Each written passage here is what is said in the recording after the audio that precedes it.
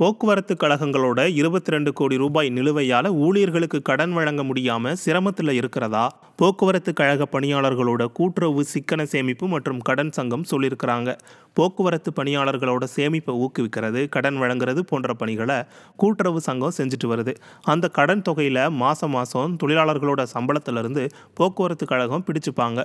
ஆனால் கடந்த ஒரு வருஷமாக கூட்டுறவு சங்கத்துக்கு கொடுக்க வேண்டிய 22 கோடி ரூபாய் கடன் தொகையை போக்குவரத்து கழகம் கொடுக்காததுனால இதுக்கு மேலே கடன் கொடுக்க முடியாத நிலைக்கு போயிருக்கு கூட்டுறவு சங்கம். இதில் முக்கியமாக கவனிக்க வேண்டியது என்னன்னா, அந்த கடனை வசூலிக்க நீதிமன்றத்துக்கு போய் சட்டப்பூர்வமாக வசூலிக்க போகிறதா சொல்லிட்டு இருக்காங்க கூட்டுறவு சங்கம். ஒவ்வொரு அரசு துறையும் நீதிமன்றத்துக்கு போகிற அளவுக்கு கொள்ளையடிக்கிறது தான் ஸ்டாலின் மாடலான்னு மக்கள் கேள்வி எழுப்புறாங்க.